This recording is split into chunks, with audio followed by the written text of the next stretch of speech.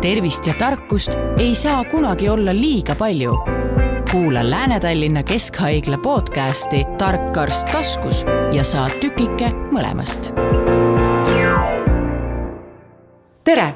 Mul on hea meel taas alustada Lääne-Tallinna Keskhaigla saatega Tark arst taskus. Tänases saates räägime vaimsest tervisest ja täpsemalt luulumõtetest. Milline siis on erinevus tugeva veendumuse ja reaalsusest irdunud mõtlemise vahel? Räägime täna, kuidas luulumõtteid ära tunda, mida teha, kui meil endil või meie lähedasel on luulumõtted ja kuidas sellest kõigest taastuda. Teemat on avamas Lääne-Tallinna Keskhaigla psühhiaatriakeskuse ülemarstjuhataja, psühhiaater ja psühhoterapeut doktor Ants Kask. Tere! Tere! No läheme siis kohe selle esimese küsimuse juurde, et mida need luulumõtted üldse psühhiaatrilises mõttes nagu endast nagu kujutavad? Kuidas nad tavalisest mõtlemisest erinevad? Psühhiaatrilises mõttes luulumõtete all vaadeldakse ikkagi selliseid mõtteid, mis on mõnevõrra nagu ebaharilikud. Nad on nagu kummutamatud või vankumatud, et inimene on väga kindlalt nendes kinni ja nad on vastuolus nagu kõige sellega, mida üldiselt teatakse. Et see on selline kitsas psühhiaatriline käsitlus. Et luulumõte laiemalt tegelikult tähendab, on siuke palju laiem mõiste, eks, või et luulumõte iseenesest ei ole nagu patoloogiline, et selle hinnangu, et kas nüüd on nagu sellise psühhiaatrilise patoloogiaga tegemist annab ikkagi ainult nagu psühhiaater. Ja siis võib-olla, et nagu mõista seda erinevust, mis on siis sellistel patoloogilistel luulumõtetel ja nagu luulumõtetel tervikuna, eks, et siis oleks võib-olla nagu vaja mõista, et mis asi see luul on või see terminoloogia tuleks nagu paika panna. Et vahel ka me näeme meedias, eks, et kui inimesed kirjutavad seal, et see ja see inimene näeb luulusid. Ehk siis tegelikult selles tavakeeles või eesti keeles luulu all me nagu mõistame sellist viirastust või kujutlust millestki, eks, et seal ei ole veel seda märkust nagu juures, et tegemist on mingisuguse pettekujutlusega või eksiarvamusega, et luul kui selline on siis nagu üks selline mõtlemise nagu resultaat. Kui see on nägemine, eks, et siis ta on nagu hallutsinatsioon või viirastuseks, aga kui on ta nagu mõttetasandil, siis on ta nagu siuke mõte, eks, et mõtetest tegelikult tekivadki ka need luulumõtted. Ja kas ta on nüüd nagu patoloogiline või mitte, et seda peab nagu keegi teine väljaspoolt hindama, vahel teeb seda ka inimene ise, sest ta saab aru, eks, et see on absurdne ja siis ta tavaliselt ei räägi nendest, eks. Kas ma siis võin nagu selle põhjal nagu järeldada, et pigem inimesed, kellel on siis luulumõtted, jõuavad psühhiaatri juurde kuidagi nagu läbi selle, et lähedased ütlevad, et sa peaksid sellega tegelema. Või siis neil on endal ka sellised, ütleme, reaalsusega rohkem kontaktis olemise perioodid, mil nad siis annavad hinnangut oma nendele mõtetele, mis siis ei ole reaalsusega kontaktis. No need inimesed, kes psühhiaatrini jõuavad tavaliselt, neil on igasugust muud selliseid psüühilisi häireid ka. Et nagu luulumõtted isoleeritult esinevad nagu suhteliselt harva, et nad on sageli koos mingisuguste teiste nagu psüühikahäiretega. Näiteks? Ja näiteks raske depressioon, kus on sellised psühhootilised sümptomid, et võib-olla selline ka mis on nagu luulumõte, eks, depressiooni tasandil, et kui patsient ütleb, et kõik on nii mõttetu, eks ole, et kui hakata nagu sisuliselt mõtlema selle üle, mida see tähendab, et see on selline nagu üldistus, ta laiendab nagu seda oma maailmapilti nagu kogu maailmale ja see on nimetatakse selliseks nihilistlikuks luulumõtteks, et miski ei aita, et need on sellised luulumõtete vormid depressiooniga patsientidel ja siis neid luulumõtteid võib esineda ka selliste raskemate psühhootiliste häirete korral nagu skisofreenia, skisoafektiivne häire, bipolaarne häire ja sellised luulumõtted, neid esineb ka üldpopulatsioonis suhteliselt nagu palju.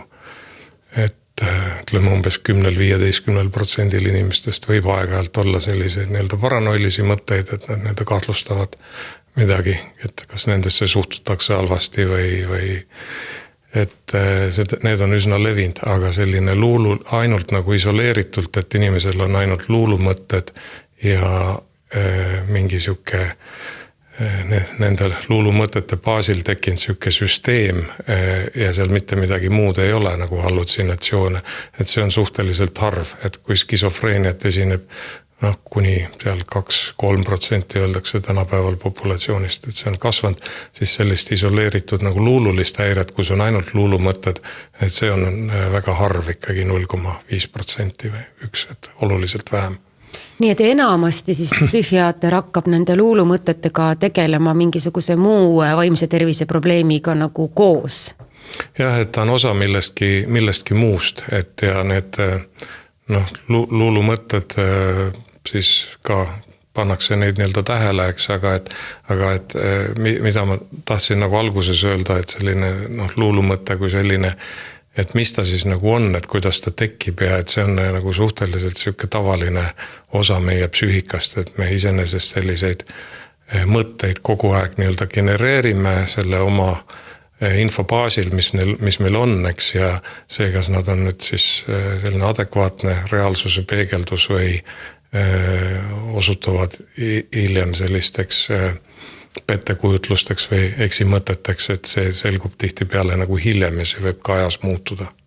Et mida nii-öelda ühel hetkel nagu peetakse võib-olla luulumõtteks, et see hiljem on täitsa siuke nii-öelda normaalne mõte ja see ongi see nii-öelda teine pool, et kuidas me nagu luulumõtteid defineerime, et kui nad on nagu ühiskonnas laialt levinud ja aktsepteeritud või osa mingisugusest nagu pärimuskultuurist, et siis neid nagu ei vaadelda selliste patoloogiliste luulumõtetena. Kas võib niiviisi olla ka, et täiesti keskmisel tavalisel normaalse tervisega psüühiliselt enam-vähem paigas inimesel võib ka esineda selliseid luulumõtteid aeg-ajalt, näiteks kui tal on elus kriisiperiood mingil põhjusel?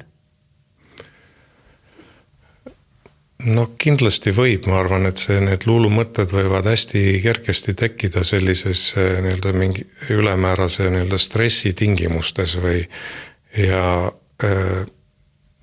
igal inimesel öeldakse, et tal on sellist nii-öelda nagu kaks osa või et üks on selline nii-öelda ratsionaalne ja terve osa, eks ole, ja öeldakse, et ka igal inimesel on nii-öelda see psühhootiline osa, mis nii-öelda genereerib kõiki neid asju, mida aju peab nii-öelda töötlema, aga vahel, kui see filter ei tööta mingitel erinevatel põhjustel, et kas see on siis väsimus, stress, ma ei tea, mingi ainete tarvitamine, et siis võivad see nii-öelda psühhootiline osa võib nagu läbi lüüa ja jõuda ka nagu teadvusesse ja mõjutada nagu käitumist, et üle selle, et ta siis avaldub selliste mingiste ebaharilike uskumuste või pettekujutluste. Et see nii-öelda ajutöö ongi ka nagu välja filterdada kogu aeg seda, et mis meil nii-öelda seest nii-öelda tuleb, mida me nii-öelda genereerime ja kohandada selle nii-öelda välise reaalsusega. See vist on üks tugev argument selles suunas, et me kõik peaksime enda stressi ja oma lähedaste stressiga tegelema, sest et muidu see võib viia täieliku sellise psüühilise kokkukukkumiseni ikkagi. Ja absoluutselt jah, et see on ka ju teada, et kui inimene on näiteks nädal aega magamata, et siis võibki tekkida psühhoos, et see nii-öelda enesehool on väga, väga oluline osa, et maandada seda stressi ja pingeid vähemaks võtta ja mõelda.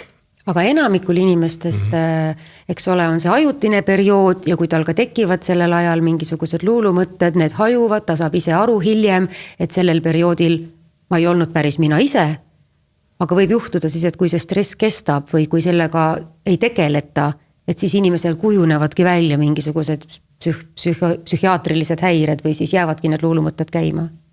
jah, nii see on jah, et see võimalus jääb. Ehk siis selline, ütleme, vaimse tervise mõttes selline enesehool on ikkagi väga tähtis. Kindlasti.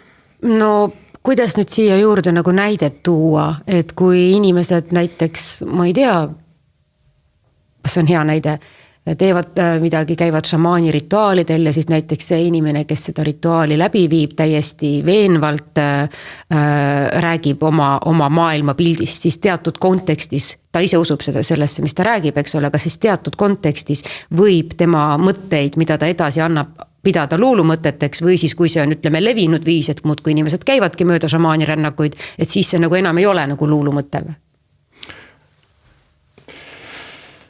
No see on, kuidas seda nii-öelda nagu hinnata, eks ole. Tema enda jaoks on see nagu reaalsus või kuidas tema neid nii-öelda asju seletab, et ta ei ole valmis nagu kaaluma mingisuguseid muid alternatiive. Ja räägitakse ka on selline mõiste nii-öelda nagu indutseeritud luul, et see nii-öelda inimene, kellel on see luulu mõte, siis ta nii-öelda mõjutab kõiki teisi inimesi ja nemad hakkavad jagama seda tema nii-öelda mõttemaailma ja aru saama sellest nii-öelda maailmast, et ja siis ongi, et kas see on selline tugev veendumus, et asjad on ühel või teisel moel või siis on tegemist nagu luulumõttega, et kuidas te nagu psühhiaatrina seda nagu defineerite või lahti mõtestate, kas kuskilt maalt on see oluline siis, kui see mõte hakkab kellelegi kahju tegema? Et see oluline, jah, seal on kaks asja on, et üks on see, et ütleme sellise ülekaaluka mõtte puhul inimene on nõus nagu kaaluma teisi alternatiive ja sellises dialoogi käigus võib nagu küsida, et kas võib olla ka nii-öelda teisiti ja kui ei ole tegemist sellise luulumõttega psühhiaatrilises mõttes, siis inimesed on valmis neid nii-öelda kaaluma. Aga kui on ikkagi see nagu selge luulumõte, siis ongi neil nagu selline üks reaalsus ja kõik muu on nii-öelda nagu välistatud, et nii ei saa isegi olla. Ehk siis jah, see nagu eristab tegelikult ja teine pool on siis see nii-öelda kahju pool, et me ikkagi nagu vaatame luulumõtetena või ohtlikena selliseid asju, mis võivad nagu tuua kahjut inimesele iseendale või siis nagu ümbritsevatele. Et see inimene, kes suhtub nagu maailma paranoiliselt, et ta tavaliselt ka nii-öelda isoleerub, tema sotsiaalsed kontaktid hävivad, ta võib kaotada töö, õpingud jäävad pooleli, et sellisel juhul on see ikkagi nagu haiguslik või see kahjustab teda ennast väga selgelt. Kas see paranoiliselt suhtumine tähendab siis seda, et inimene näiteks kogu aeg, tähendab usub, et kogu aeg nagu keegi teda kas siis jälitab või kuulab pealt või? Jah, see on selline jälitusluul on üks nagu, et neid luulumõtetel on erinevaid vorme, et suurusluul, lembeluul, kahjustusluul, eks, et paranoiline luul on ka nagu kahjustusluul, aga sellel on eri vorme, et igasuguseid erinevaid võimalusi on. Ma sattusin kunagi rääkima ühe noore naisega, kes ütles, et temal oli kunagi selline veendumus, et tal on suhe ühe inimesega, aga see inimene ei tundnud teda ja ta ei teadnud absoluutselt sellest, et kellegi arvates on nagu neil suhe, et kas see võib, ma ei tea, kuuluda luulumõtete hulka? Ja kuulub küll ja see psühhiaatris vist oli see Clérambault sündroomi all käib see, et kus inimene arvab, et keegi kuulus inimene, kellega ta kunagi ei ole nii-öelda kohtunud isiklikult, on siis temasse armunud või neil on nii-öelda nagu suhe, et tema nii-öelda pea sees on see suhe nagu reaalsus. Ja täpselt, ja see naine rääkiski, et ta ise oli nagu absoluutselt veendunud, et see on nagu tõde ja kui ta aru sai lõpuks, et see ei ole nii, et tegelikult et lähedased suhtusid temasse kõik väga toetavalt ja väga mõistvalt, aga tal endal oli kuidagi nagu häbi ja piinlik ja siis ta leppis oma lähedastega kokku, et kui tal teine kord peaks tekkima mingi selline veendumus, mis ei vasta nagu reaalsusele, et siis lähedased nagu võimalikult varakult, kas annavad talle endale sellest märku või siis viivad ta tema psühhiaatri juurde, ehk siis kas see on nagu selline nagu lähenemisviis, et kuidas neid olukordi võiks lahendada? No seal peab nagu mõtlema selle üle, et mis nagu kõige kasulikum nii-öelda nagu on, eks ole, et kui selline ta on nii-öelda aeg-ajalt nagu tekkiv, eks. Et luul tegelikult ikkagi peaks olema nagu püsiv, et see ja luulumõtted tavaliselt nii ajaga nii kergelt nii-öelda ei taandu, et nad kas kinnistuvad või siis lisandub seal igasuguseid muid nii-öelda elemente nagu juurde. Ja see on suhteliselt nii-öelda tavaline. Aha, ja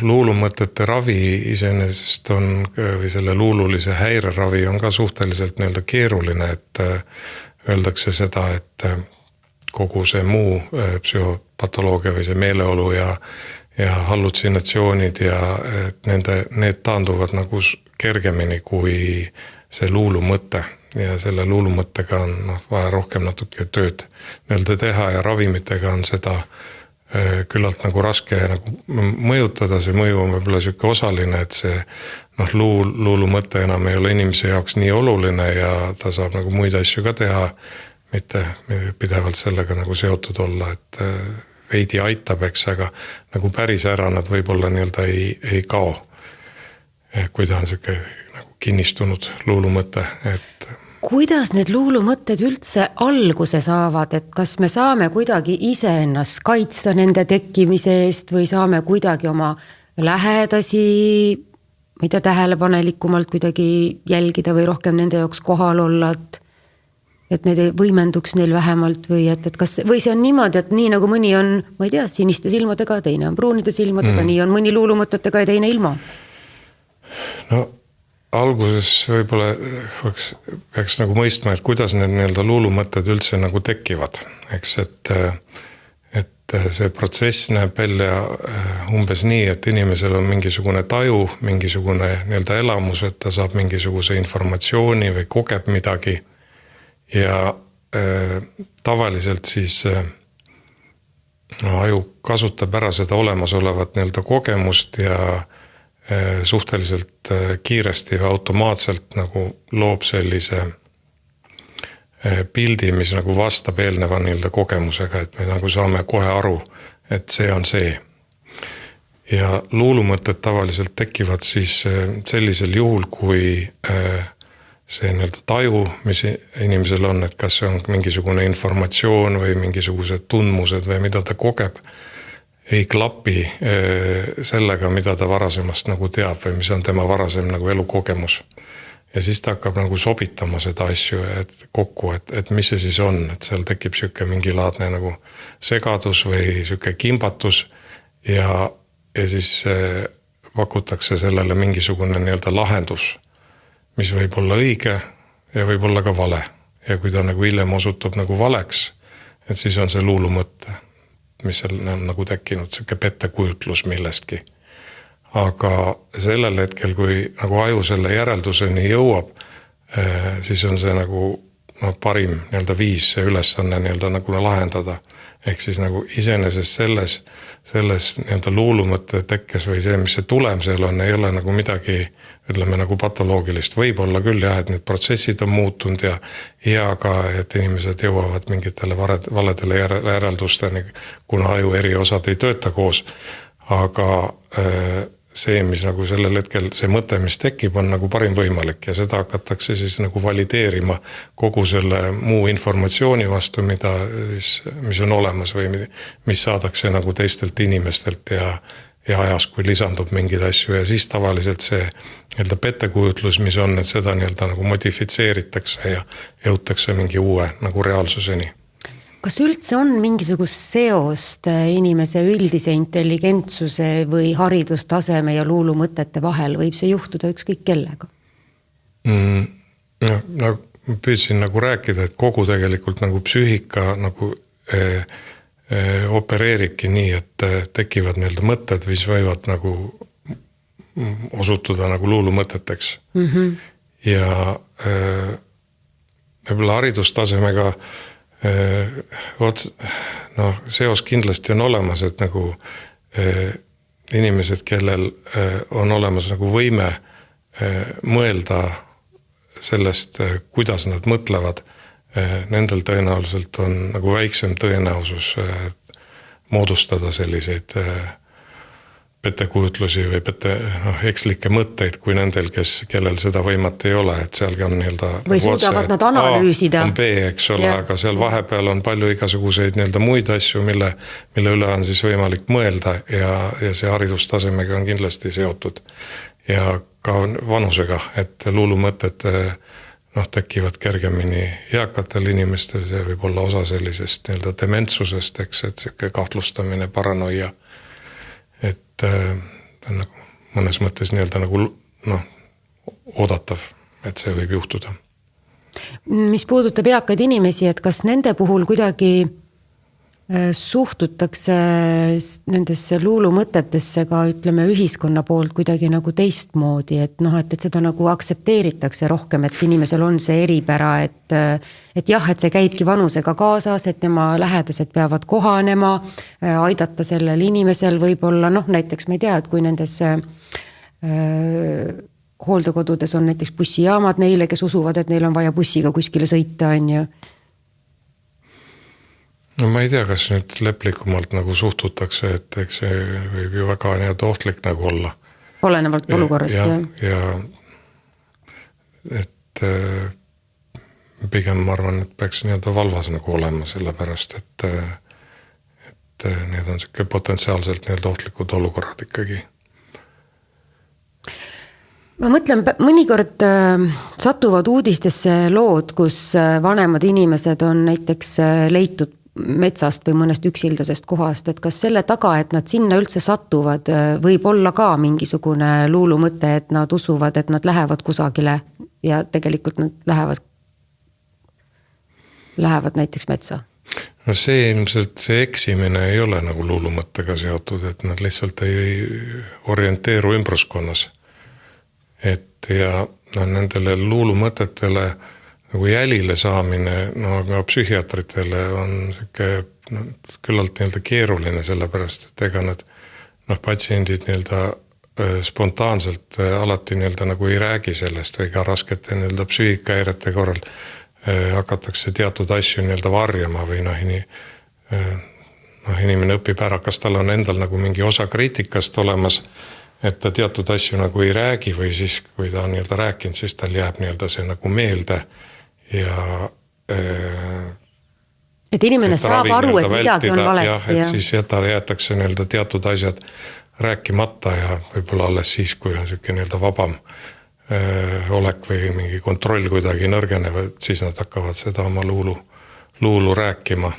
Ja aga kuidas teil psühhiaatrina muidu on, et kas see on nagu suur väljakutse, et inimene nagu oleks valmis sellest rääkima, just see kriitikameelega inimene, kes saab aru, et need ei ole nagu päris reaalsed mõtted või on nagu kuidagi nagu paremini tuleb see arusaam siis nende inimeste puhul, kes on ise väga veendunud, et nende luulumõtted on tõesed ja nad kohe tulevadki sisse ja kohe räägivad, et maailm ongi selline, asjad käivadki nii.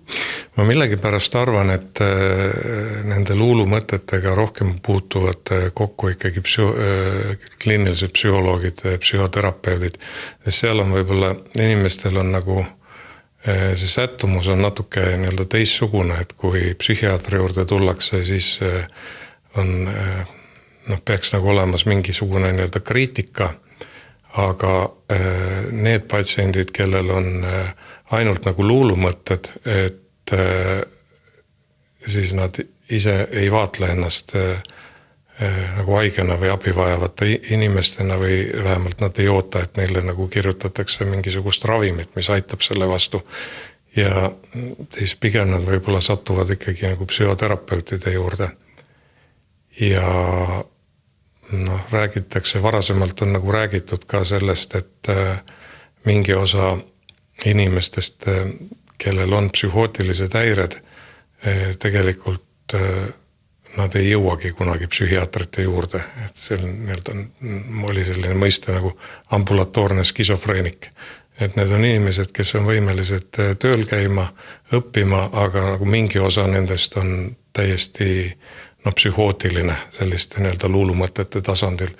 Ja nad võivad olla ka erialaselt töös väga edukad, eks, et ja see nende nii-öelda luululise pool on nagu väga siuke varjatud ja neil on nagu oma kriitika ka selles osas nii-öelda olemas või et noh, et me ju meedias ka tegelikult nii-öelda nagu näeme neid juhtumeid, eks, kus inimesed identifitseerivad mõnes mõttes ennast nii-öelda nagu jumalana või aga et kui nende käest nii-öelda nagu küsida, siis tõenäoliselt nad nagu vastaks jah, et see kõike, mida ma teen, et need on heateod ja tahan, et rahu oleks maailmas ja et see on nii-öelda nagu jumala töö, aga ma ei ole jumal, eks.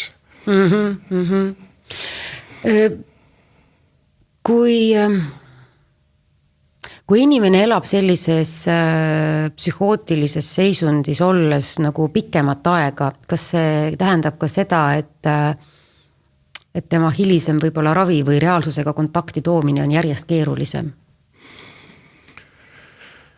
Jah, et sellised raskemad psüühikahäired, mis on, need üldiselt on nagu progresseeruvad, et ma siin pean silmas skisofreeniat, bipolaarset häiret ja iga selline episood või ka selline jätkuv halvenemine tulemus nii-öelda pikas perspektiivis on nagu kehvem. Et on mõned sellised, mis on nii-öelda nagu natuke lainetavad, et on kehvem periood, parem periood ja kui nad nagu ravi saavad, et siis see ravi tagabki nagu selle, et see tulemus on hea, et see langus ei tule nii ruttu. Ja võib-olla sellised nii-öelda kergemad nagu vormid, kuna neid on ka niivõrd keeruline nagu tuvastada, siis me päris hästi võib-olla ka ei tea, et milline see nii-öelda elukaar nagu on. Et võib-olla kui eakamaid inimesi nii-öelda vaadata, siis on nagu jah selge, et selline, mida rohkem on nendel nii-öelda sellist paranoiat, et see võib-olla tõstab sellise dementsuse riski, aga see võib ka siuke nii-öelda muna-kana seos olla, et need nii-öelda inimesed, kellel tekib dementsus, ongi võib-olla seetõttu juba nii-öelda paranoilisemad või enne ja see võib ka hiljem olla, et nagu vastupidises suunas. Millises vanuses inimese luulumõtted või need psühhiaatrilised häired, mis nendega kaasnevad, enamasti nagu ilmnevad? Kas seal on üldse mingisugust sellist, ma ei tea? Kui mõtleme neid psühhootilisi häireid, siis on 2 sellist piiki, ütleme, et üks on siuke varane noore täiskasvanu iga vanuses 20-30, et enamik psühhootilisi häired tekivad nii-öelda seal. Ja mis on siis, ja teine piik on siis nii-öelda eakatel, ja et on sellist nii-öelda hilist vormi, et kus on nii-öelda dementsus siis psühhootiliste sümptomitega, et seal on nagu luulumõtteid rohkem. Ja mis on siis võib-olla nagu veel oluline on, et tegelikult tänapäeval on nagu üle vaadatud see, et kas nii-öelda luulumõtted on nagu varased või hilised, et varem öeldi niimoodi, et nagu luulumõtted tekivad selliste halutsinatoorsete elamuste baasil, et inimesel on mingi nägemismeelepetted, kuulmismeelepetted ja siis ta nagu seletab neid nii nagu ta oskab ja selle baasil tekib siuke luul. Ka tänapäeval öeldakse seda, et selliste psühhootiliste häirete korral need nii-öelda luulumõtted tegelikult tekivad enne nii-öelda hallutsinatsioone, et sellise psühhoosi prodroomi nii-öelda ajal on need luulumõtted juba olemas. Ja see võib juba toimuda seal nii-öelda vanuses 13-14 ja nagu edasi, et enne seda 20. eluaastat. Et see on selline nii-öelda kriitiline nagu periood võib-olla ja kõik, mis seal toimub, see võib nii-öelda võimendada ja tõsta seda riski, et avaldub siis psühhootiline häire, mille osa on luulumõtted ka. Tekkis selline küsimus, et kas on mingisugused nagu trendid ka nendel luulumõtetel, et ühel põlvkonnal on nagu ühte tüüpi luulumõtted ja teisel põlvkonnal on teist tüüpi luulumõtted ja kas need on kuidagi seotud ka sellega, et mis parasjagu toimub ühiskonnas või mis üldse maailmas aktuaalne on või siis tänapäeval, et mis trendid on sotsiaalmeedias? Ja see on kindlasti seotud kõige sellega, mis välises keskkonnas nagu toimub ja et see sisu on ka, eks ole, et Napoleoni enam ei ole, eks, et inimesed ei pea end Napoleoniks, eks, ja ka need luulumõtteid tekib, on palju rohkem on seal olnud COVID ja kõik sõjalised konfliktid ja et need on nagu omavahel nii-öelda seotud. Et siis see nii-öelda sisu, mis on nagu ümber, et see jõuab ka nii-öelda luulumõtetesse lõpuks. Et see seos muidugi on olemas. Ja see sõltub ajast, et mis parajasti siis on. No kuidas lähedased peaksid reageerima selles mõttes, et vandenõuteooriad on ju näiteks igal ajal olnud teatud inimeste hulgas väga-väga levinud ja kui su lähedaste hulgas või inimeste hulgas, keda sa tead, on sellised nagu tõsised vandenõuteoreetikud. Kust ma tean? Kas ta lihtsalt, ma ei tea, on milleski veendunud? Või tal on luulumõtted selles valdkonnas ja ta tõesti usub, et tulevadki reptiilid? Nagu päriselt usub? No seal on nagu kaks asja, eks ole. Et üks on see, et sellised vandeteooriad on nagu väga laialt nii-öelda nagu levinud. Ja sellepärast me neid nii-öelda nagu luulumõteteks päris nagu pidada ei saa. See räägib natuke vastu sellele, mis ma alguses nagu ütlesin. Et need on nii-öelda nagu ülekaalukad mõtted ja kui sa selle inimesega vestled ja võib-olla talle nii-öelda pakud teistsuguseid tõlgendusi, et siis ta on nõus aktsepteerima neid. Need ümber, eks. Ja et see luulumõte mõnes mõttes peab olema nii-öelda nagu erandlik ja me võime ka öelda, et jah, et me aktsepteerime, et meie kultuuriruumis eksisteerivad vandenõuteooriad, ehk siis nii-öelda on võimalik nii-öelda mõelda nendest nii ja sellepärast nad nagu luulumõtete alla ei käi. Et näiteks ka me võiksime nagu väita seda, et kui inimene arvab, et ta suitsetab kanepit ja see aitab tema nagu vaimset tervist, eks, et siis mingis etapis me võib-olla seda nagu vaatleks luulumõttena, eks, aga kui on ka nii-öelda uuringuid, mis näitavad, et on teatud meditsiinilisi seisundeid, kus kanep võib olla abiks mingid teatud sümptomite leevendamisel, et siis me enam nagu väita seda ei saa, et see inimene, kes arvab nii, et ta suitsetab kanepit, et sellest on kasu, et tal on luulumõtet. Me peame pidevalt korrigeerima seda. Küll aga võib vist kanepi või üldse muude halotsinogeenide tarvitamise tulemusel tekkida luulumõtte. Ja, absoluutselt. Kas see on niiviisi, et need tekivad nendel inimestel, kellel on nii ehk naa selleks kalduvus, et neil lihtsalt ilmneb see siis nagu suurema tõenäosusega või siis võibki olla see narkootikum selle nagu täiesti nullist käivitaja? No üldiselt see haavatuvus on olemas, need, kellel on haavatuvus, nendel tekivad need kergemini, aga põhimõtteliselt iga selline psühhofarmakon piisavalt suures koguses ja piisavalt kaua kasutatuna, kanep ja LSD, et need võivad ka psühhotilisi elamusi ja luulumõtteid nii-öelda tekitada. Hästi praktiline valdkond, et naiste ajakirjades ka sellest kirjutatakse päris tihti, et kui tegemist on suhtega ja üks pool on väga veendunud, et teine pool varjab, petab, ja see üks pool, kes on selles veendunud, hakkab teist poolt nagu jälitama, siis kus on see piir, kus on selline nagu tervislik või ebatervislik armukadedus ja kust maalt algavad luulumõtted, et kuidas sellest aru saada? No ma ei tea, kas sellist asja nagu tervislik armukadedus üldse on olemas. Võib ka nii mõelda. Jah, et ja selline patoloogiline armukadedus, seda on psühhiaatriliste haiguste korral küll nagu kirjeldatud, et väga sageli tuleb seda ette kroonilise alkoholismi korral.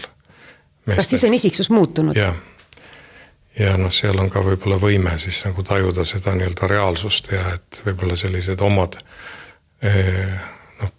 see psüühika hakkab natuke teistmoodi nii-öelda töötama. Et põhjendatud kahtlustused inimestel on alati nagu olemas, eks, et igat sellist asja ei saanud nagu luulumõtteks kuulutada. Mõnikord on põhjendatud, mõnikord ei ole põhjendatud, aga mõnikord on see ju puhas ettekujutus. Ja siis tavaliselt inimesed ka nagu modifitseerivad seda, et kui on mingid andmeid ikkagi, et see nii ei ole, siis nad nagu muudavad seda. et see võib nii ja naa olla. Ja seal võib olla tegemist ka mingisuguse teise isiksuse häire nüansiga?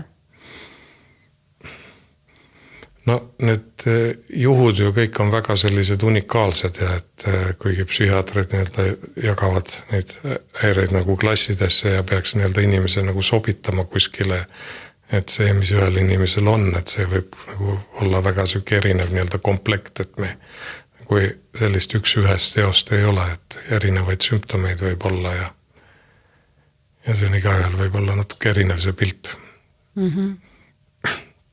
Et need tüüpilisemad valdkonnad, millega need luulumõtted seostuvad, ongi siis kas siis paranoilised jälitamisega seotud mõtted, siis nagu suhetega seotud mõtted, grandioossed, eks ole, mõtted, et inimene arvab, et ta on väga suur kuju keegi. Mis veel on?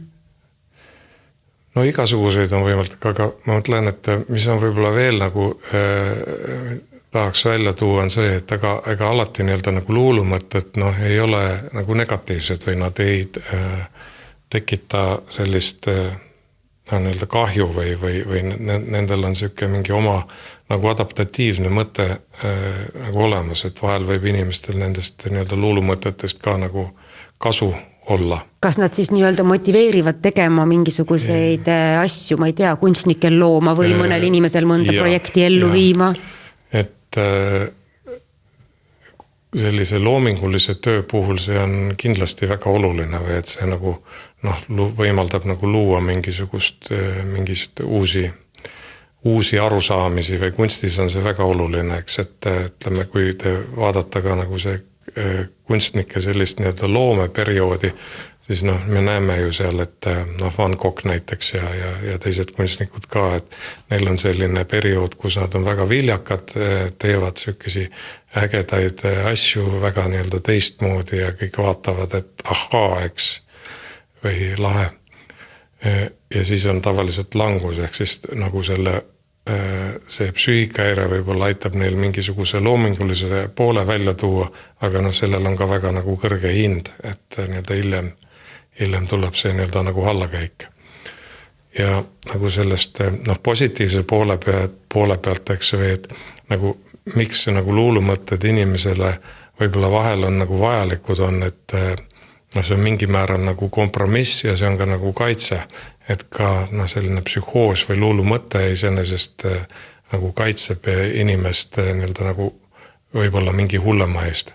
Et ka see suurusluul, mis on, et see tegelikult kaitseb sellise depressiivse seisundi ja nagu lagunemise eest, eks, et mäletan ühte artiklit, mida ma lugesin, seal oli toodud selline näide, et naine 40-ndates eluaastates lahutas ja siis tal tekkis depressioon ja siis tal tekkisid sellised luulumõtted või sellised elamused algselt, eks, et hakkas kuulma nagu hääli ja et Jumal räägib temaga ja et Jumal ütles talle, et kõik, mis sa teed, on õige.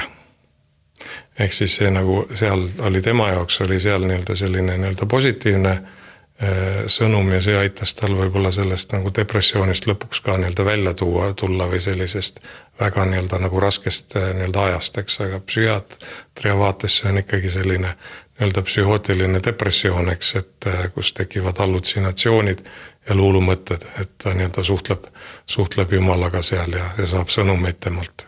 See võib mõnes mõttes olla selline nagu ülekoormus. Jah, kaitses selle eest, et ta ei teinud suitsiidi. Selles mõttes ikkagi väga-väga keeruline valdkond, et kuidas seda vaadata, kuidas ära tunda, kuidas diagnoosida, kuidas aidata ja räägime natukene nüüd sellest, et kuidas saab sellise muutunud maailmatajuga või nende luulumõtetega inimest nagu aidata, et mida üldse tänapäeval tehakse? Kui need inimesed jõuavad psühhiaatrini, siis nagu kaardistatakse neid asju ja vaadatakse, et kas need luulumõtted, pettekujutlused on osa mingist teisest nii-öelda psüühikahäirest või kas nad on nagu isoleeritult või sobituvad millegi muuga kokku ja siis planeeritakse nagu vastav ravi, et mis selle vastu siis aitab. No mõned...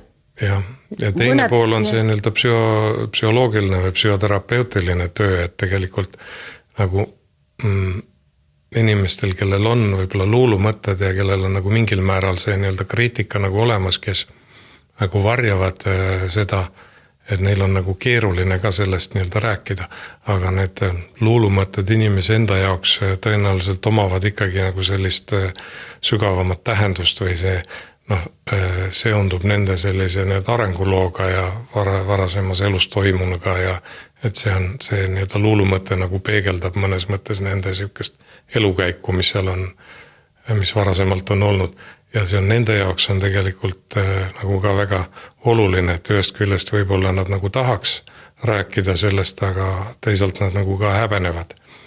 Ja sellise spetsialisti poole pealt võib-olla ongi nii-öelda nagu keerukas see, et kuidas seda nagu mõista või nii-öelda aktsepteerida, et oleks nagu soovi kuulata seda lugu ja et oleks ka nagu võimet nagu aru saada, et mida see nagu inimese jaoks nagu tähendab.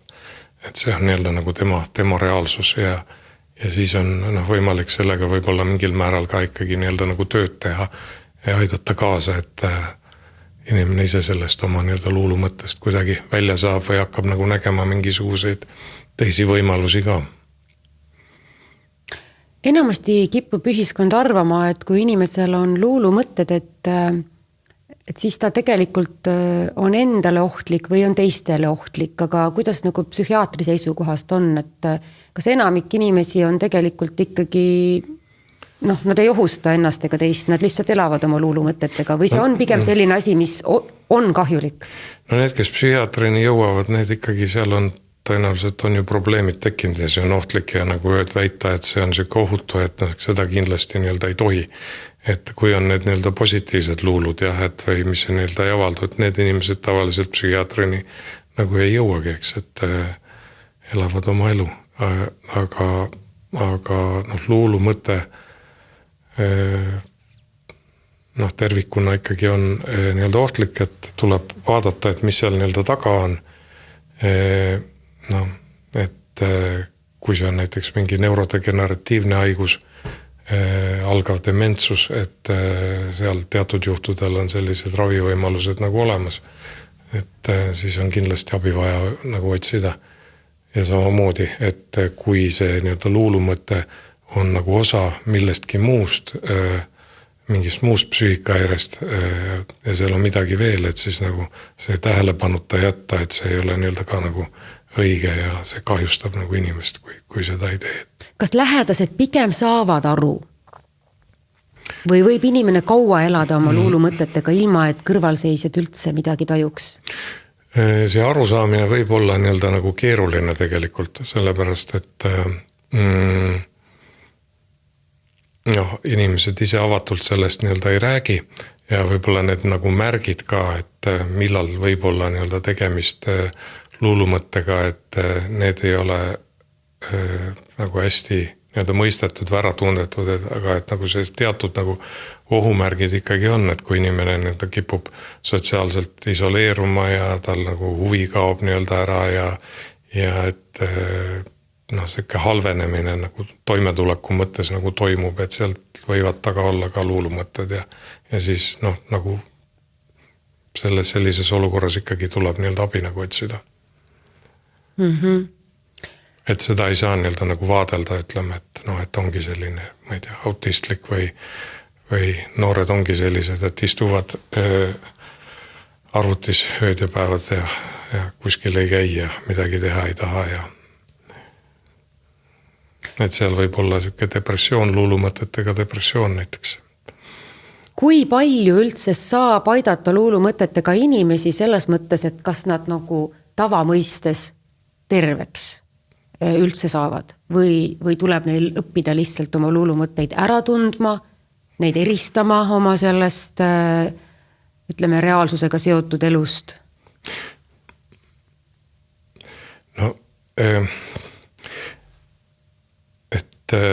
siin meil ongi võib-olla see nagu koht, eks, et kus võib-olla tuleb nagu selgelt välja öelda, et ka see nagu luulu mõtte eristamine ülekaalukast mõttest võib olla üsna nii-öelda nagu keeruline, et see on väga selline nii-öelda subjektiivne nagu hinnang.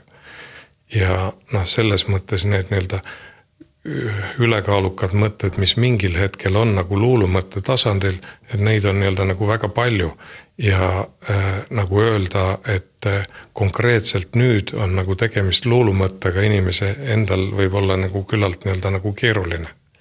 Või et hakata nagu eristama, et see on luulumõte ja see ei ole. Et sellel hetkel, kui see mõte nii-öelda nagu tekib, see võib muutuda, võib üle minna, eks, aga ta võib ka jääda nii-öelda nagu püsivalt nagu kestma. Nii et enamasti on see siis niimoodi, et inimesed lihtsalt ütlevad, et mu lähedane on hakanud ajama kummalist juttu, tal on veidrad veendumused, mulle tundub, et sellega seoses võib midagi juhtuda. Et see on selline olukord, kus tuleks nagu reageerida või vaadata, et mis laadi need abi või millega seal konkreetselt nagu tegemist on ja et kui selline nii-öelda üldine funktsioneerimine ei ole eritud, eks, et siis ma arvan, ei ole nii-öelda põhjust nagu sekkuda või hakata nagu tembeldama, et see on see stigmatiseerimise nii-öelda pool, et ma arvan, väga paljudel inimestel tuleb selliseid imelikke mõtteid aeg-ajalt nagu pähe, eks, aga me kogu aeg kui sa ise saad aru, et see on imelik, võib-olla ei pruugi saada. Ja siis või kuidas see oli, et vist üks kirjanik, kes kirjutas, et enamik inimesi ei saagi aru, kui keeruline see on olla normaalne, et see nõuab sükest nii-öelda pidevat nagu tööd teatud juhtudel. Aitäh täna seda teemat avamast, doktor Ants Kask ja hea vaataja, kuulaja, vaimsest tervisest räägime teine kordki. Meie tänane saade on lõppenud. Kõike head, kohtumiseni. Tervist ja tarkust ei saa kunagi olla liiga palju. Kuula Lääne-Tallinna Keskhaigla podcasti Tark arst taskus ja saa tükike mõlemast.